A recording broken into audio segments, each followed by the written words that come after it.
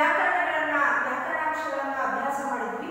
ಈ ದಿನದ ತರಗತಿಯಲ್ಲಿ ಪ್ರಥಮ ಭಾಷೆ ಕನ್ನಡ 9ನೇ ತರಗತಿಯ 8ನೇ ಪದ್ಯವಾಗಿರುವಂತಹ ಕನ್ನಡ ನಾಡು ನುಡಿ ಪದ್ಯವನ್ನು ಪರಿಚಯಿಸಿಕೊಳ್ಳೋಣ ಮಕ್ಕಳೇ. ಕವಿ ಪರಿಚಯವನ್ನ ನೋಡೋಣ.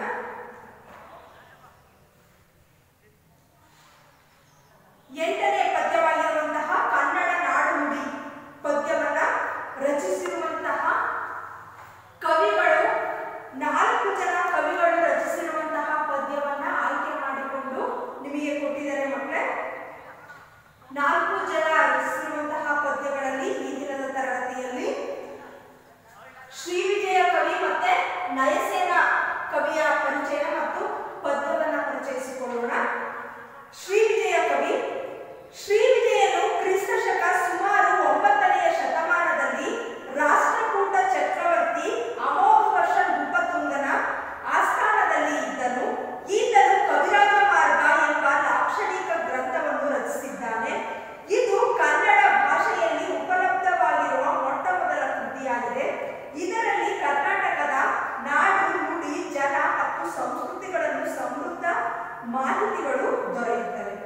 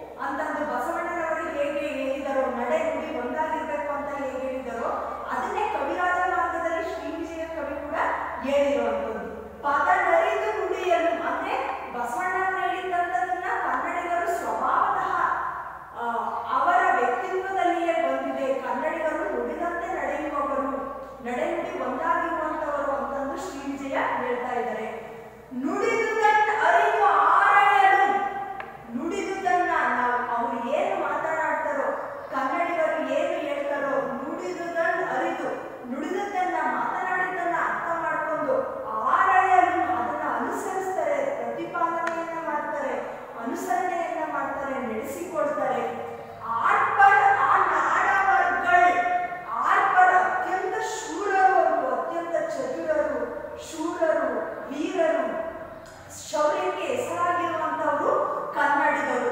ಆ ನಾಡವರ್ಗಳು ಚದುರರು, ಅತ್ಯಂತ ಪ್ರತಿಭಾವಂತರವರು. ನಿಜದಿಂದ ಕುರಿತೋದದೆಯು ಕಾವ್ಯ ಪ್ರಯೋಗ ಪರಿಣತವಾದಿಗಳು.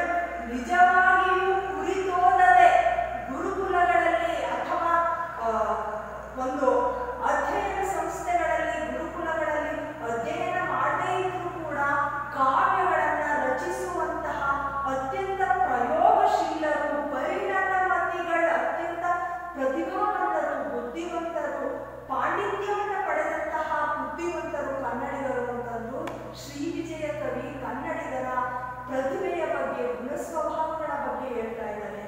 ಪದನರಿದು ನುಡಿಯನು, ನುಡಿದು ತನ್ನರಿದು ಆರಯನು, ಆರ್ಪರ ನಾಡವರ್ಗಳ್ ಚದುರರ್ ನಿಜದಿ ಕುರಿತೋದದೆಯು ಕಾವ್ಯ ಪ್ರಯೋಗ ಪರಿಣಿತ ಮತಿಗಳು.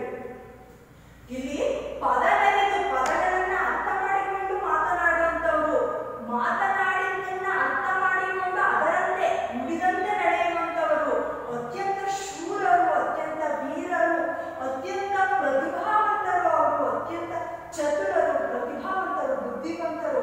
ನಿಜವಾಗಿಯೂ ಕುರಿತೋದದೆ ನಿರ್ದಿಷ್ಟವಾದಂತಹ ವಿಷಯಗಳನ್ನ ಗುರುಕುಲಗಳಲ್ಲಿ ವಿಷಯಗಳನ್ನ, ಶಾಸ್ತ್ರಗಳನ್ನ ಅಧ್ಯಯನ ಮಾಡದೇ ಇದ್ರೂ ಕೂಡ ಕಾವ್ಯಗಳನ್ನ ರಚಿಸಬಲ್ಲಂತಹ ಅತ್ಯಂತ ಪರಿಣತ ಮತಿಗಳು ಅಂತಂದು ಇಲ್ಲಿ ಕನ್ನಡಿಗರನ್ನ ಕುರಿತಾಗಿ ಶ್ರೀ ವಿಜಯ ಕವಿ ಕನ್ನಡ ನಾಡು ನುಡಿಯ ಕುರಿತಾಗಿ, ಕನ್ನಡಿಗರ ಕುರಿತಾಗಿ ಇಲ್ಲಿ ಹೇಳ್ತಾ ಇದ್ದಾರೆ ಮಕ್ಕಳು.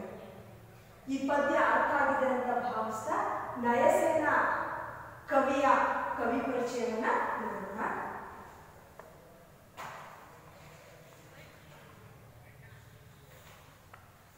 ನಯಸೇನ ಕವಿ. ನಯಸೇನನು ಕ್ರಿಸ್ತ ಶಕ ಸುಮಾರು 12ನೇ ಶತಮಾನದಲ್ಲಿ ಧಾರವಾಡ ಜಿಲ್ಲೆಯ ಮುಳಗುಂದದಲ್ಲಿ ಜೀವಿಸಿದ್ದನು. ಈತನು ಧರ್ಮಾಮೃತ ಎಂಬ ಚಂಪು ಕಾವ್ಯ ಕೃತಿಯನ್ನು ರಚಿಸಿದ್ದಾನೆ. ಕನ್ನಡದಲ್ಲಿ ಕಾವ್ಯ ರಚನೆಯ ಸಮಯದಲ್ಲಿ ಸಂಸ್ಕೃತ ಶಬ್ದಗಳು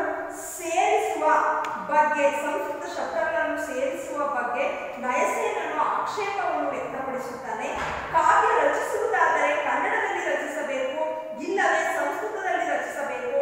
ಇವೆರಡನ್ನು ಬೆರೆಸಿ ಕಾವ್ಯ ರಚನೆ ಮಾಡಿದರೆ ಅದು ಎಣ್ಣೆ ತುಪ್ಪಗಳ ಮಿಶ್ರಣದಂತೆ ಆಸ್ವಾದ ಆಗುತ್ತದೆ ಎಂಬುದು ಆತನ ಅಭಿಪ್ರಾಯ.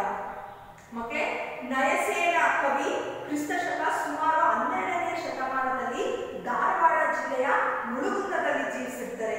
ಇವರು ಬರೆದಂತಹ ಪ್ರಖ್ಯಾತವಾದಂತಹ ಚಂಪು ಕಾವ್ಯ ಯಾವುದು ಅಂದ್ರೆ ಧರ್ಮಾಮೃತ.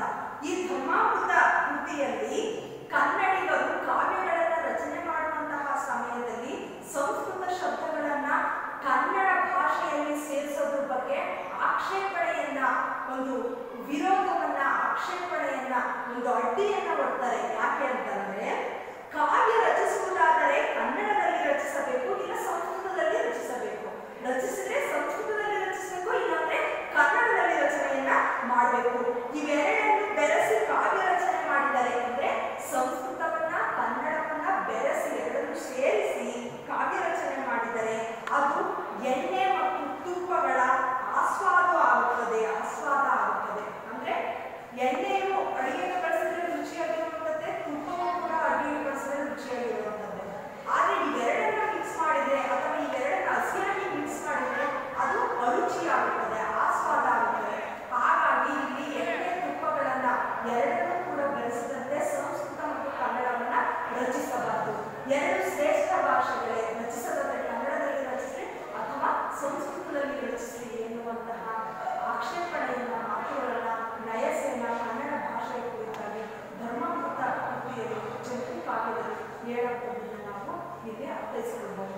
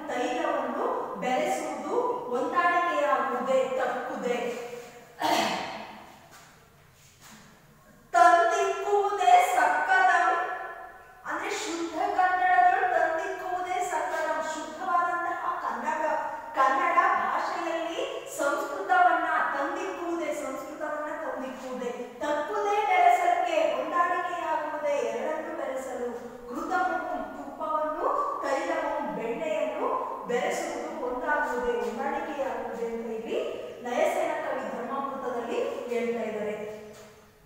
ಸಕ್ಕದಂ ಪೇಳೊಡೆ ನೆರೆ ಸಕ್ಕದಂ ಪೇಳ್ಗೆ ಶುದ್ಧ ಕನ್ನಡದೊಳು ತಂದಿಕ್ಕುವುದೇ ಸಕ್ಕದಮಂ. ಶುದ್ಧ ಕನ್ನಡದಲ್ಲಿ ತಂದಿಕ್ಕುವುದೇ ಸಕ್ಕದಂ. ಸಂಸ್ಕೃತವನ್ನ ತಂದು ಶುದ್ಧ ಕನ್ನಡದಲ್ಲಿ ಇಡುವುದೇ. ತಪ್ಪುದೇ ಬೆರೆಸಲಿಕೆ ಹೊಂದಾಣಿಕೆಯಾಗುವುದೇ. ಬೆರೆಸಲು ಘೃತವನ್ನು, ಘೃತ ಅಂತಂದ್ರೆ ತುಪ್ಪವನ್ನು, ತೈಲವನ್ನು, ಎಣ್ಣೆಯನ್ನು ತುಪ್ಪವನ್ನು ಹಸಿಯಾಗಿ ಬೆರೆಸಿದ್ರೆ ಅದು ಹೊಂದಾಣಿಕೆಯಾಗುವುದೇ, ಒಂದಕ್ಕೊಂದು ಸೇರಿಕೊಳ್ಳುವುದೇ. ಹಾಗಾಗಿ ಶುದ್ಧ ಕನ್ನಡದಲ್ಲಿ ನೀವು ಸಂಸ್ಕೃತವನ್ನ ತಂದು ಸೇರಿಸುವಂಥದ್ದು ಬೇಡ. ನೀವು ಬರೆಯುವುದಾದರೆ ಸಂಸ್ಕೃತದಲ್ಲಿಯೇ ಬರೆಯಿರಿ ಅಥವಾ ಬರೆಯುವುದಾದರೆ ಕನ್ನಡದಲ್ಲಿಯೇ ಬರೆಯಿರಿ ಅಂತಂದು ಇಲ್ಲಿ ಯಾರು ಹೇಳ್ತಾ ಇದ್ದಾರೆ? ನಯಸೇನ ಕವಿ ಧರ್ಮಾಮೃತದಲ್ಲಿ ಹೇಳ್ತಾ ಇದ್ದಾರೆ. ಮತ್ತೆ ಈ ಪದ್ಯಭಾಗ ಅರ್ಥ ಆಗಿದೆ ಅಂತ ನಿಮಗೆ ಭಾವಿಸ್ತಾ ಇದು ಕಂದ ಪದ್ಯವಾಗಿರುವಂತಹ ಕಂದ ಪದ್ಯಕ್ಕೆ ಲಘು ಗುರುಗಳನ್ನ ಹಾಕ್ತಾ ಇದ್ದೀನಿ. ಗುರು ಲಘು ಏಕೆ ಹೀಗೆ ನೇರವಾಗಿ ಆಗ್ತಾ ಇದ್ದೀನಿ ಅಂತಂದ್ರೆ ಕಳೆದ ತರಗತಿಯಲ್ಲಿ ಕಂದ ಪದ್ಯನ ಮಾಡಿದ್ದೀನಿ ಮಕ್ಕಳು. ನಿಮಗೆ SSLC ಮಕ್ಕಳಿಗೆ ಮಾಡಿರುವಂಥದ್ದನ್ನ ನಿಮಗೂ ವಾಟ್ಸಪ್ಪಲ್ಲಿ ಹಾಕಿದ್ದೀನಿ ವಿಡಿಯೋದಲ್ಲಿ, ನೀವು ಅದನ್ನು ನೋಡ್ಕೋಬೇಕು. ಅಂದ್ರೆ ಛಂದಸ್ಸು ಲಘು ಹೇಗಾಗುತ್ತೆ, ಗುರು ಹೇಗಾಗುತ್ತೆ, ಗುರುವಿನ ಲಕ್ಷಣಗಳು ಯಾವ್ಯಾವ ಅನ್ನೋದನ್ನ. ಗುರು ಲಘು ಲಘು ಗುರು ಗುರು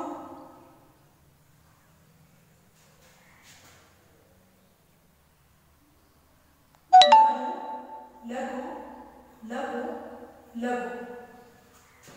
ನಾಲ್ಕು ಮಾತ್ರೆಯ ಮೂರು ಗಣಗಳು ಬರಬೇಕು. ನಾಲ್ಕು ಮಾತ್ರೆಯ ಮೂರು ಗಣಗಳು ಒಟ್ಟು ಎಷ್ಟು? 12 ಮಾತ್ರೆಗಳು. ಗುರು ಒತ್ತಕ್ಷರದಿಂದ ಅಕ್ಷರ ಗುರು ಲಘು ಲಘು ಗುರು ಗುರು ಲಘು ಗುರು ಲಘು ಗುರು ಲಘು ಲಘು ಗುರು ಗುರು. 4 4 4 4 4 ಒಟ್ಟು ಎಷ್ಟು ಮಕ್ಕಳೇ? 2 3 4 5 6 7 8 9 10 11 12 13 14 15 16 17 18 19 20 ಒಟ್ಟು ಎಷ್ಟು? 20. ಗುರು ಲಘು ಲಘು ಗುರು ಗುರು ಲಘು ಲಘು ಗುರು.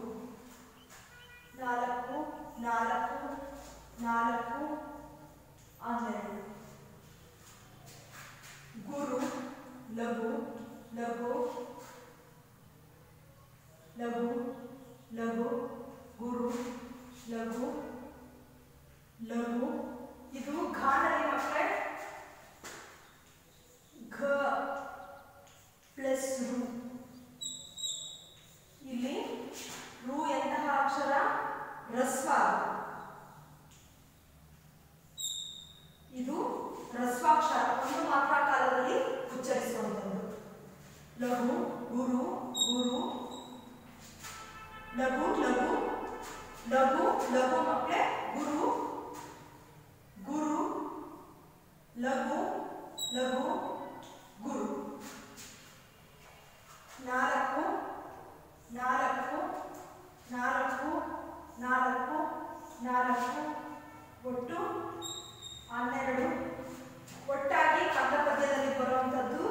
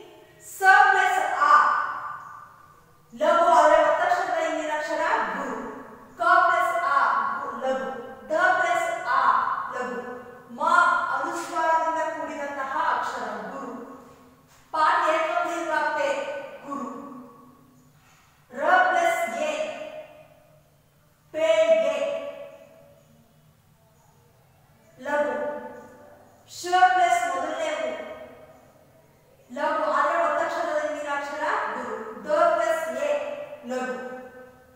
ಒತ್ತಕ್ಷರದ ಹಿಂದಿನ ಅಕ್ಷರ ಗುರು. ನ ಪ್ಲಸ್ ಆ ಲಘು, ಡ ಪ್ಲಸ್ ಆ ಲಘು. ಇಲ್ಲಿ ವ್ಯಂಜನ ಹೊಂದಿದಂತಹ ಅಕ್ಷರ, ವ್ಯಂಜನದ ಜೊತೆಗಿರುವಂತಹ ಅಕ್ಷರ ಏನಾಗುತ್ತೆ ಇಲ್ಲಿ ಗುರು ಆಗುತ್ತೆ. ಅನುಸ್ವಾರದಿಂದ ಕೂಡಿದಂತಹ ಅಕ್ಷರ ಗುರು. ಇಲ್ಲಿ ಒತ್ತಕ್ಷರದ ಹಿಂದಿನ ಅಕ್ಷರ ಗುರು. ಕ ಪ್ಲಸ್ ಮೊದಲನೇ ಲಘು, ವ ಪ್ಲಸ್ ಮೊದಲನೇ ವು, ಹಾಗಾಗಿ ಇದು ಕೂಡ ಲಘು. ದೇ, ದ ಏಕೊಂದು ದೀರ್ಘ ದೇ, ಹಾಗಾಗಿ ಇದು ಗುರು. ಒತ್ತಕ್ಷರದ ಹಿಂದಿನ ಅಕ್ಷರ ಗುರು. ಕ ಪ್ಲಸ್ ಆ ಲಘು, ಡ ಪ್ಲಸ್ ಆ ಲಘು. ಅನುಸ್ವಾರದಿಂದ ಕೂಡಿದಂತಹ ಅಕ್ಷರ ಗುರು. ಒತ್ತಕ್ಷರದ ಹಿಂದಿನ ಅಕ್ಷರ ಗುರು. ಕ ಪ್ಲಸ್ ವು ಲಘು, ಡ ಪ್ಲಸ್ ಎ ಲಘು, ಬ ಪ್ಲಸ್ ಎ ಲಘು, ರ ಪ್ಲಸ್ ಎ ಲಘು. ಒತ್ತಕ್ಷರದ ಹಿಂದಿನ ಅಕ್ಷರ ಗುರು. ಲ ಪ್ಲಸ್ ಎ, ಲ ಪ್ಲಸ್ ಎ ಲಘು. ಇಲ್ಲಿ ಗ ಪ್ಲಸ್ ರು, ಗ ಪ್ಲಸ್ ರು ಆಗಿರೋದ್ರಿಂದ ಇದು ಏನು ಲಘು. ಟ ಪ್ಲಸ್ ಆ ಲಘು. ಮ ಪ್ಲಸ್ ವು ಮೊದಲನೇ ವು, ಹಾಗಾಗಿ ಲಘು.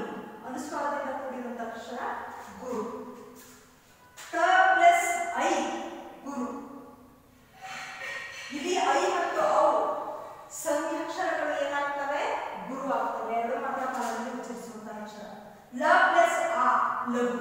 ಮ ಪ್ಲಸ್ ವು, ಮ ಪ್ಲಸ್ ವು ಲಘು. ಇಲ್ಲಿ ಅನುಸ್ವಾರದಿಂದ ಕೂಡಿರುವಂತಹ ಅಕ್ಷರ ಗುರು. ಕಂದ ಪದ್ಯದ ಲಕ್ಷಣಗಳು ಮಕ್ಕಳೇ. ಕಂದ ಪದ್ಯ 4 ಸಾಲಿನ ಪದ್ಯ. ಇದನ್ನ ಪೂರ್ವಾರ್ಧ ಅಂತ ಕರಿತೀವಿ, ಮೊದಲನೇ 2 ಸಾಲು. ಇದನ್ನ ಕೊನೆ 2 ಸಾಲುಗಳನ್ನ ಉತ್ತರಾರ್ಧ ಅಂತ ಕರಿತೀವಿ. ಇಲ್ಲಿ ಪರೀಕ್ಷೆಗೆ 2 ಸಾಲುಗಳನ್ನ ಮಾತ್ರ ಕೊಟ್ಟಿರ್ತಾರೆ. 2 ಸಾಲುಗಳನ್ನ ಕೊಟ್ಟರೆ ಅದು ಕಂದ ಪದ್ಯ ಆಗಿರುತ್ತೆ. 1 ಸಾಲನ್ನ ಕೊಟ್ಟರೆ ವೃತ್ತಗಳು ಆಗಿರುತ್ತೆ. 3 ಸಾಲುಗಳನ್ನ ಕೊಟ್ಟರೆ ಪರೀಕ್ಷೆಯಲ್ಲಿ ಅದು ಷಟ್ಪದಿಗಳಾಗಿರುತ್ತೆ ಮಕ್ಕಳೇ. ಇಲ್ಲಿ ಇದು ಏನಾಗಿರುತ್ತೆ, ಆದಿಪ್ರಾಸವನ್ನ ಹೊಂದಿರುತ್ತೆ ಕಂದ ಪದ್ಯ. ಕಂದ ಪದ್ಯ ಯಾವ್ದಾಗಿರುತ್ತೆ, ಆದಿಪ್ರಾಸವನ್ನ ಹೊಂದಿರುತ್ತೆ. ಇಲ್ಲೂ ಅಷ್ಟೇ ಮಕ್ಕಳು, ಕಂದ ಪದ್ಯ ಇಲ್ಲಿ ಆದಿಪ್ರಾಸವನ್ನ ಹೊಂದಿರುತ್ತೆ.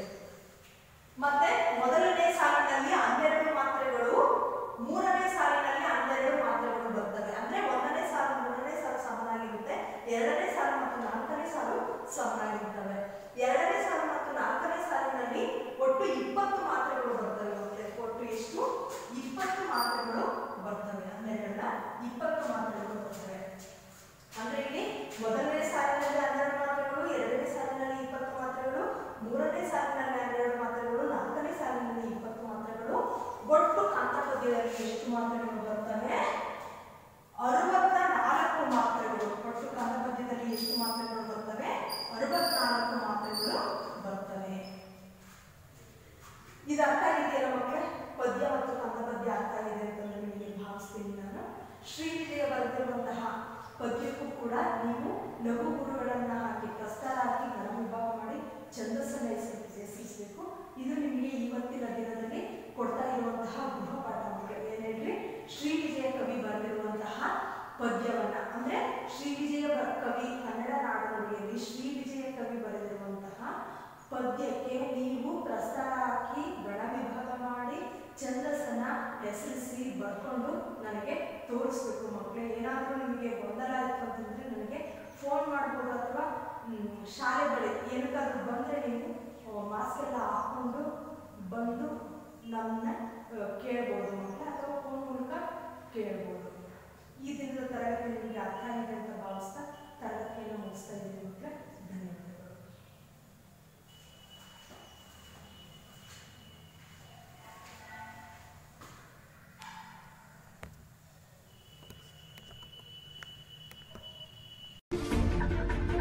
ಉಪಯುಕ್ತ. ಇದು ಕಲಿಕೆಯ ಸಾಗರ, ಕಲಿಯುವ ಮನಸ್ಸಿಗೆ ಆಧಾರ, ಕಲಿಯುತ್ತ ನಲಿಯುವ ತಾಯಿ ನುಡಿಯ ಎಂಬಂತೆ ಎಲ್ಲ ಕುಲಕೋಟಿ ಕನ್ನಡಿಗರ ಪಾದಾರವಿಂದಕ್ಕೆ ಶರಣಾಗಿ ಕನ್ನಡ ಭಾಷೆಯನ್ನು ಕಲಿಯುವ ವಿದ್ಯಾರ್ಥಿಗಳಿಗೆ ಹಾಗೂ ಶಿಕ್ಷಕರಿಗೆ ಉಪಯೋಗವಾಗಲೆಂದು ಸಿದ್ಧಪಡಿಸಿರುವ ಒಂದು ಮಾಧ್ಯಮವೇ ಈ ಉಪಯುಕ್ತ. ಪದ್ಯ 8 ಕನ್ನಡ ನಾಡುನುಡಿ. ಕನ್ನಡ ನಾಡುನುಡಿಯ ವೈಶಿಷ್ಟ್ಯ ಕುರಿತು ಪ್ರಾಚೀನ ಕಾಲದಿಂದಲೂ ಕವಿ ಪರಂಪರೆ ಮನಸಾರೆ ಬಣ್ಣಿಸುತ್ತಾ ಬಂದಿದೆ. ಕನ್ನಡ ಸಂಸ್ಕೃತಿ, ಸೊಬಗು, ವೈಭವ, ಸೌಂದರ್ಯ ಅಪೂರ್ವ ಹಾಗೂ ಅವಿಸ್ಮರಣೀಯ. ಕನ್ನಡಿಗರ ಜಾಣ್ಮೆ, ಭೌಗೋಳಿಕ ಹರವು, ಕವಿ ಕಾವ್ಯ ಸೌಂದರ್ಯದಿಂದ ಅದರ ಮಹತ್ವ ಇನ್ನೂ ಹೆಚ್ಚಾಗಿದೆ. ನಮ್ಮ ಕನ್ನಡ ನಾಡು ನುಡಿಯ ವಿಶಿಷ್ಟತೆಯನ್ನು ನಮ್ಮ ನಾಡಿನ ಕವಿಗಳು ಮನಸಾರೆ ಹೊಗಳಿರುವುದನ್ನು, ಅವರ ಭಾಷಾ ಕಾಳಜಿಯನ್ನು ಅವರ ಕಾವ್ಯಗಳಲ್ಲಿ ಕಾಣಬಹುದು. ಶ್ರೀ ವಿಜಯನು ನಮ್ಮ ಕನ್ನಡದ ಜನಪದರು ಅಕ್ಷರಸ್ಥರಲ್ಲದಿದ್ದರೂ ಕಾವ್ಯ ಪ್ರಯೋಗ ಪರಿಣಿತರಾಗಿದ್ದರು ಎನ್ನುತ್ತಾನೆ. ನಯಸೇನನು ನಮ್ಮ ಕನ್ನಡವು ಕೆಲವು ಪಂಡಿತರಿಂದ ಸಂಸ್ಕೃತಮಯವಾಗುವುದನ್ನು ಸಹಿಸದೆ ಶುದ್ಧ ಕನ್ನಡವೇ ಇರಬೇಕೆಂದು ಬಯಸುತ್ತಾನೆ.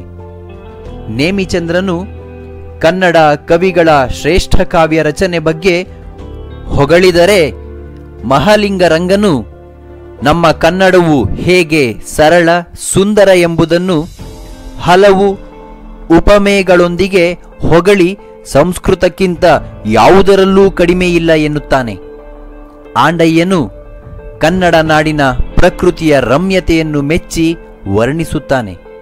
ಹೀಗೆ ಕನ್ನಡ ನಾಡಿನ ಪ್ರಕೃತಿ, ಸಂಸ್ಕೃತಿ ಹಾಗೂ ಭಾಷಾ ಹಿರಿಮೆಗಳನ್ನು ವಿವಿಧ ಕವಿಗಳು ವರ್ಣಿಸಿರುವುದನ್ನು ಪರಿಚಯಿಸುವುದೇ ಪ್ರಸ್ತುತ ಪದ್ಯಪಾಠದ ಆಶಯವಾಗಿದೆ.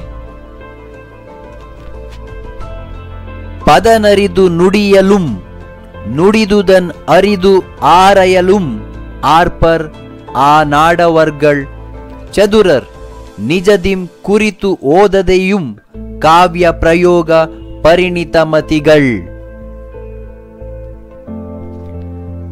ಪದನರಿದು ಪದವನ್ನು ಅರಿತು ನುಡಿಯಲುಂ ನುಡಿಯಲು ನುಡಿದುದನ್ನು ಅರಿದು ತಿಳಿದು ಆರಯಲುಂ ಪಾಲಿಸಲು ಆರ್ಪರ್ ಸಾಮರ್ಥ್ಯವುಳ್ಳವರು ಆ ನಾಡವರ್ಗಳ್ ಆ ಜನಸಾಮಾನ್ಯರು ಅಥವಾ ನಾಡಜನರು ಚತುರರು ಬುದ್ಧಿವಂತರು ನಿಜದಿಂ ನಿಜವಾಗಿಯೂ ಕುರಿತು ಉದ್ದೇಶವಿಟ್ಟು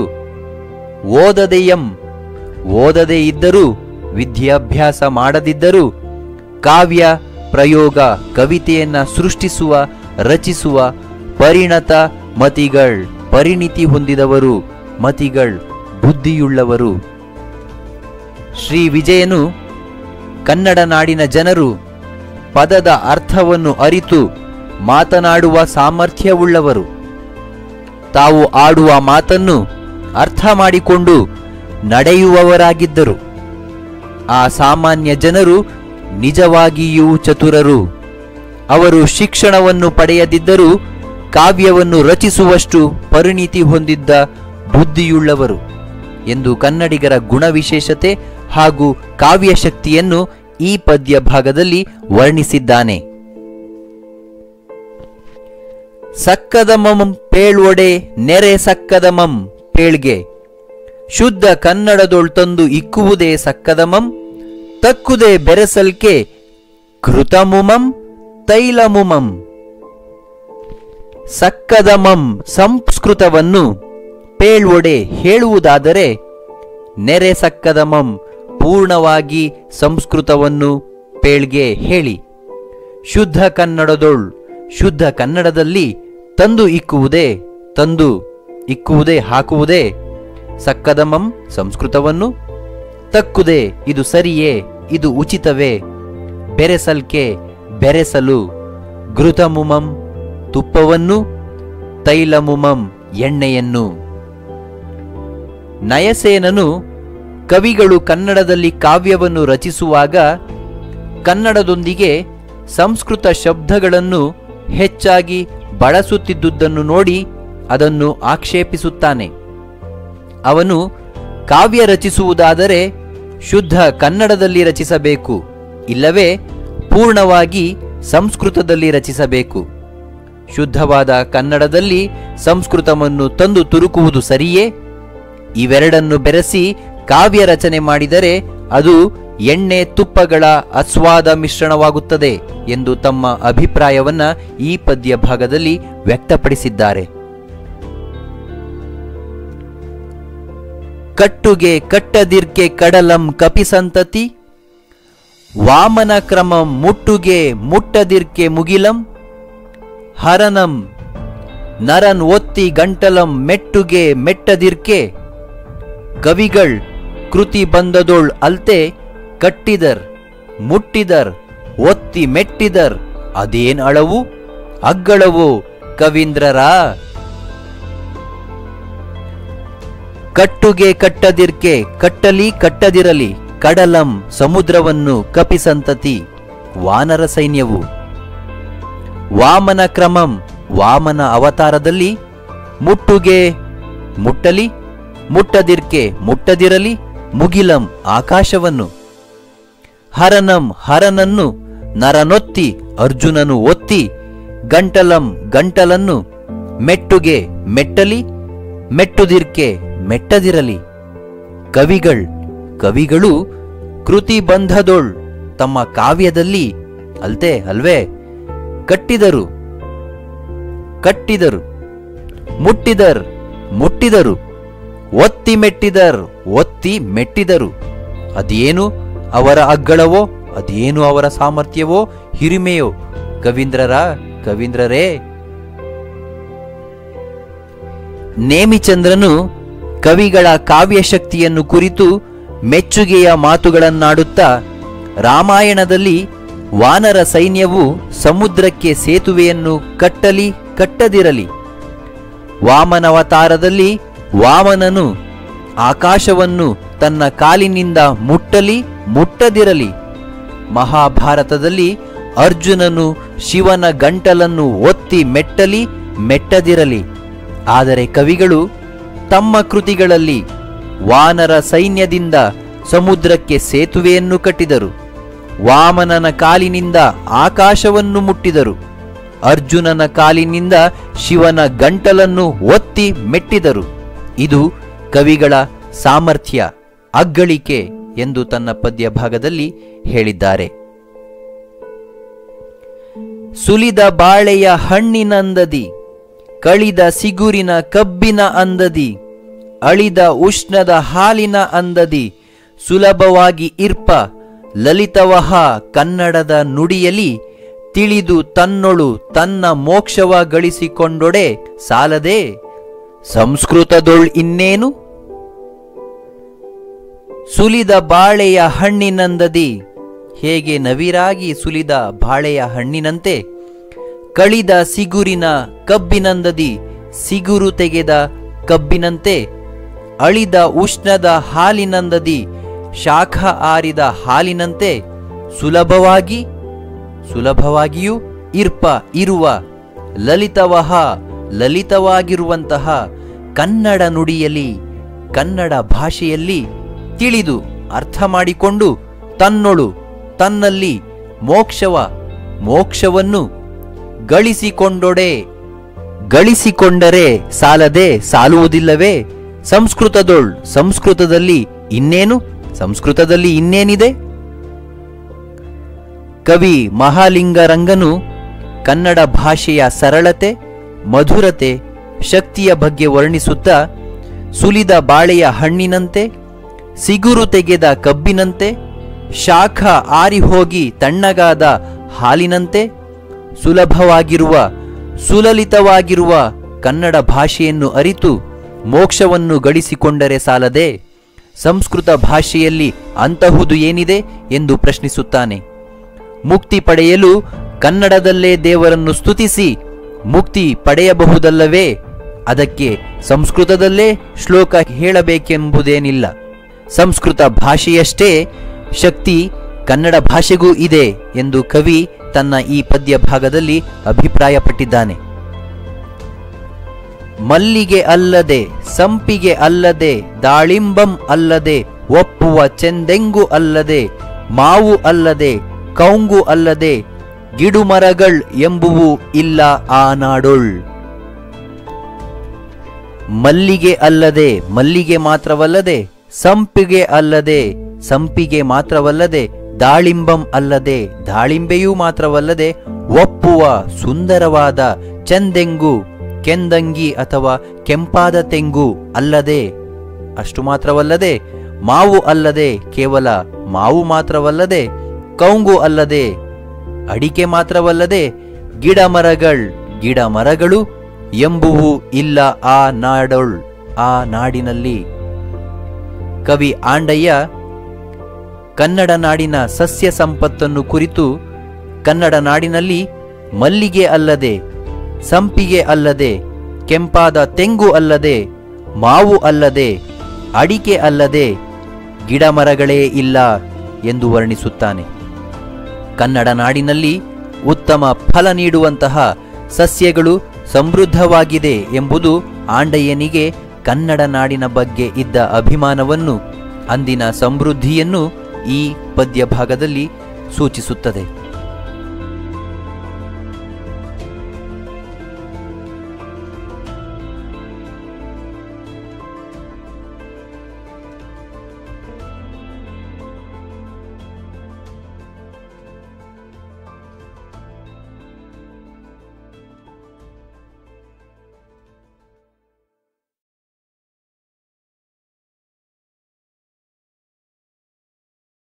ಇಂತಹ ಒಂದು ಸಮಾರಂಭದಲ್ಲಿ ನಿಮ್ಮೊಂದಿಗೆ ನಾನು ಇರುವಂತಹ ಒಂದು ಸೌಭಾಗ್ಯವನ್ನು ನೀವು ನನಗೆ ಒದಗಿಸಿಕೊಟ್ಟಿದ್ದೀರಲ್ಲ, ಅದಕ್ಕಾಗಿ ನಿಮ್ಗೆಲ್ಲರಿಗೂ ನಾನು ನನ್ನ ಮೊದಲನೆಯ ವಂದನೆಗಳನ್ನು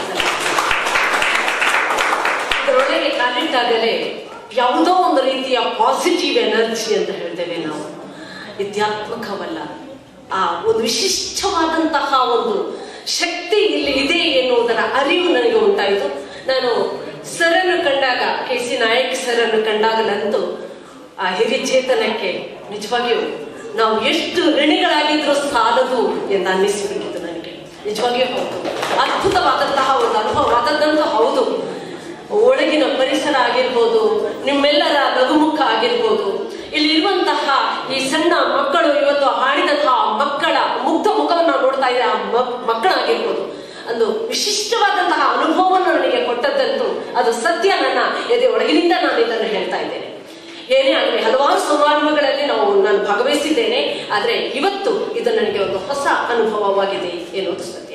ಇರಲಿ, ಪ್ರೀತಿಯ ಬಂಧುಗಳೇ, ಕನ್ನಡ ಏನೇ ಕುಣಿದಾಡುವುದೇನೆದೆ, ಕನ್ನಡ ಏನೇ ಕಿವಿ ನಿಮಿರುವುದು. ಹೌದು, ನಮ್ಮೆಲ್ಲರ ಹೃದಯದ ನುಡಿ ಅದು ಕನ್ನಡ ನುಡಿ. ಕರ್ನಾಟಕ ಎನ್ನುವಾಗ ನಮ್ಗೆಲ್ಲರಿಗೂ ಒಂದು ರೀತಿಯ ಹರ್ಷ, ಆನಂದ, ಪುಳಕ ಇದೆಲ್ಲವೂ ಆಗುತ್ತದೆ. ಹೌದು, ಆದ್ರೆ ನನಗೆ ಕೊಟ್ಟಿದ್ದಾರೆ ವಿಷಯ ಕನ್ನಡ ನಾಡು ನುಡಿ ಅಂದು ಮತ್ತು ಇಂದು ಎಂದು.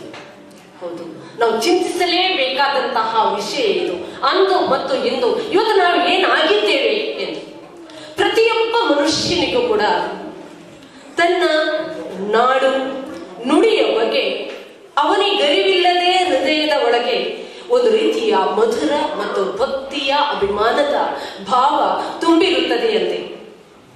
ಬರ್ಟೋಲ್ಡ್ ಬ್ರೆಕ್ಟ್ ಎಂದು ಹೇಳುವಂತಹ ನಾಟಕಕಾರ ಹೇಳ್ತಾನೆ, ಅವನ ಕಾಕೇಶಿಯನ್ ಚಾಕ್ ಸರ್ಕಲ್ ಎನ್ನುವಂತಹ ಒಂದು ನಾಟಕದಲ್ಲಿ ಹೇಳ್ತಾನೆ, ಒಬ್ಬ ಮನುಷ್ಯನಿಗೆ ತನ್ನ ನಾಡು ಯಾಕೆ ಅತ್ಯಂತ ಅಭಿಮಾನ ಪೂರ್ವಕವಾಗುತ್ತದೆ ಎಂದರೆ, ಅವನು ಹೇಳ್ತಾನೆ, ಅಲ್ಲಿಯ ಪಾತ್ರ, ಕಾಕೇಶಿಯನ್ ಚಾಕ್ ಸರ್ಕಲ್ ನ ಒಂದು ಪಾತ್ರ ಹೇಳುವಂತಹ ಮಾತದು.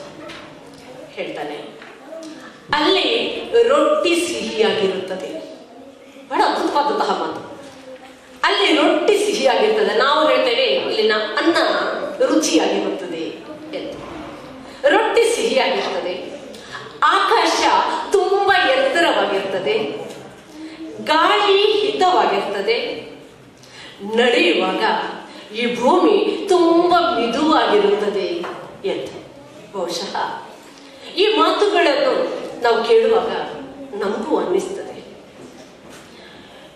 ಪ್ರತಿಯೊಬ್ಬನಿಗೂ ಕೂಡ ಅವನ ಭಾಷೆಯ ಬಗ್ಗೆ, ನಾಡಿನ ಬಗ್ಗೆ ಯಾವ ರೀತಿಯ ಅಭಿಮಾನ ಇದೆ ಎನ್ನುವುದು ಗೊತ್ತಾಗಬೇಕಿದ್ರೆ ಅಲ್ಲಿಂದ ತುಂಬಾ ದೂರಕ್ಕೆ ಅವನು ಹೋಗಬೇಕು, ಇಲ್ಲಿಂದ ದೂರಕ್ಕೆ ಹೋಗ್ಬೇಕು. ಯಾವತ್ತೂ ಕೂಡ ಹಾಗೆ ನಮಗೆ ನಮ್ಮ ಹತ್ತಿರ ಇರುವಂತಹದ್ದು ನಮ್ಗೆ ಯಾವತ್ತೂ ರುಚಿಸುವುದೇ ಇಲ್ಲ.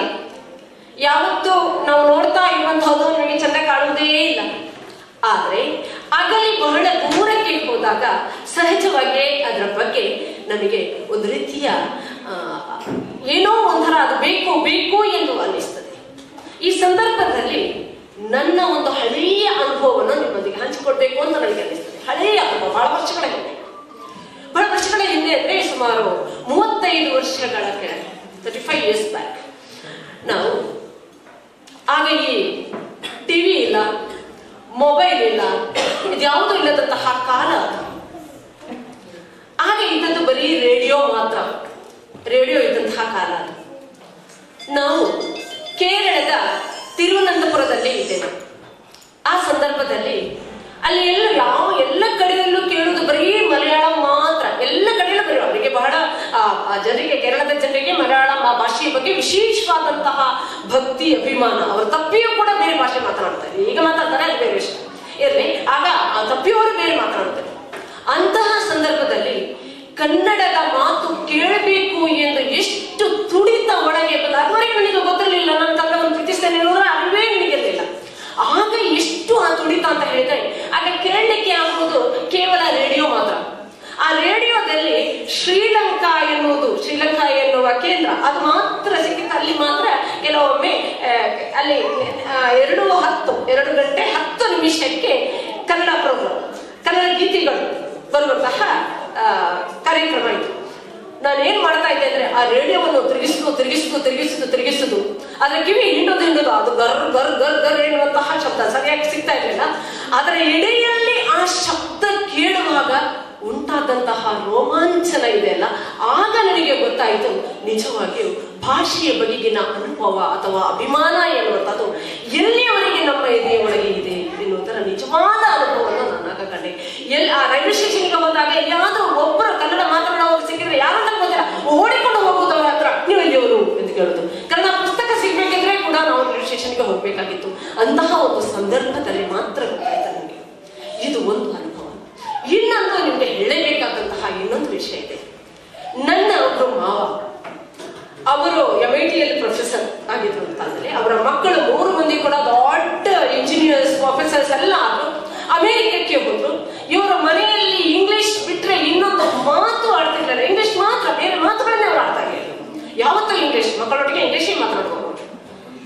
ಇವರು ಮಕ್ಕಳು ಅಮೆರಿಕಕ್ಕೆ ಹೋದಾಗ ಅವರು ಗ್ರೀನ್ ಕಾರ್ಡ್ ಮಾಡಿ ಅಲ್ಲಿಂದ ಹೋಗಿ ಬರ್ತಾ ಇದ್ದವರು. ಆ ಸಂದರ್ಭದಲ್ಲಿ ಅವರು ಇಂಗ್ಲಿಷ್ ಬಿಟ್ಟು ಬೇರೆ ಮಾತನಾಡಿದವರು. ಸ್ವಲ್ಪ ಸಮಯ ಕಳೆದು ಹೋಯ್ತು. ಅನಂತರ ಅವರ ಮಗನಿಗೆ ಮದುವೆ ಸಂದರ್ಭದಲ್ಲಿ ನಾವು ಹೋಗಿದ್ದೆವು.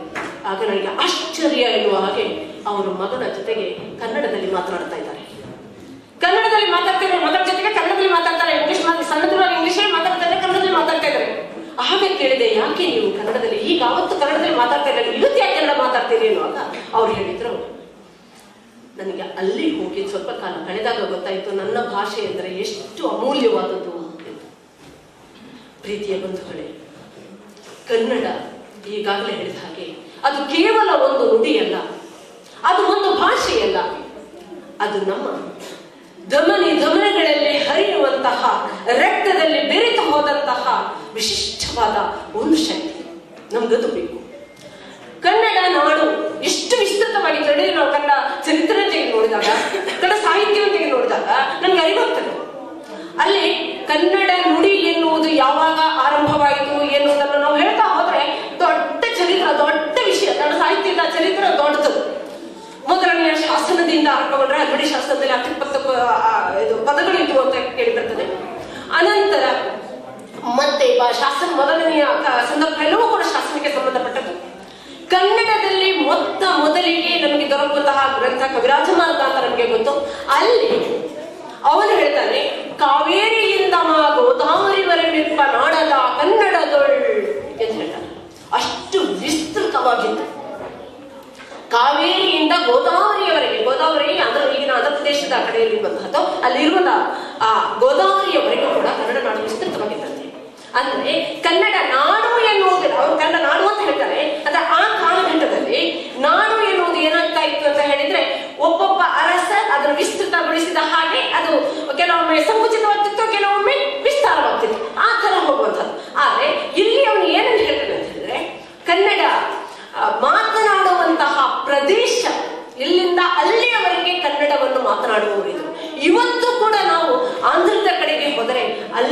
ಮಾತನಾಡುವಂಥವ್ರನ್ನು ಕಾಣ್ತೀವಿ. ತಮಿಳುನಾಡಿನ ಕಡೆಗೆ ಹೋದ್ರೆ ಕನ್ನಡ ಮಾತನಾಡುವಂತ ಕಾಣ್ತೀವಿ. ಆ ಗಡಿ ಪ್ರದೇಶಗಳ ಕಡೆಗಳಲ್ಲೆಲ್ಲ ಈಗ ಅನಂತರ ಭಾಷಾ ಪಂಥಗಳಾದ ನಂತರ ಅದು ಒಂದೊಂದು ಪ್ರದೇಶಕ್ಕೆ ಒಂದೊಂದು ರಾಜ್ಯಕ್ಕೆ ಸೇರಿ ಹೋಗಿರ್ಬೋದು. ಆದ್ರೂ ಕೂಡ ಅಲ್ಲಿಯೂ ಕೂಡ ಏನಾಗಿದೆ ಅಂತ ಹೇಳಿದ್ರೆ ಅವತ್ತಿನ ಕಾಲಘಟ್ಟದಲ್ಲಿ ಅಷ್ಟು ವಿಸ್ತೃತವಾಗಿ ಕನ್ನಡವನ್ನು ಮಾತನಾಡುವಂತಹ ಪ್ರದೇಶ ಇತ್ತು ಎನ್ನುವುದನ್ನು ನಾವು ತಿಳಿದುಕೊಳ್ಳಬೇಕು. ಇನ್ನೊಂದು ಬಹಳ ಮುಖ್ಯವಾದದ್ದು ನಾಡು ಏನಾಗಿತ್ತು ಎನ್ನುವಂಥದ್ದು. ನಾವೆಲ್ಲ ಈ ಕನ್ನಡ ಗೀತೆಗಳನ್ನು ಕೇಳ್ತಾ ಇರ್ತೇವೆ. ಅಲ್ಲಿ ಯಾರೆಲ್ಲ ಆಳಿದ್ದಾರೆ, ಏನೆಲ್ಲ ಮಾಡಿದ್ದಾರೆ, ಪುನಃ ಪುನಃ ಮತ್ತೆ ಮತ್ತೆ ಮತ್ತೆ ಮತ್ತೆ ಅದು ಬರ್ತದೆ. ಒಬ್ಬೊಬ್ಬರ ಚರಿತ್ರೆಗಳು ಕೂಡ ವಿಶಿಷ್ಟವಾದ ರೀತಿಯಿಂದ ನಮ್ಮ ಎದೆಯ ಒಳಗೆ ಆಗಿನ ಕಾಲದ ವೈಭವವನ್ನು ನಮಗೆ ಹೇಳ್ತಾರೆ. ಅಲ್ಲಲ್ಲಿ ಕಾಣುವಂತಹ ಶಿಲ್ಪಕಲೆಗಳ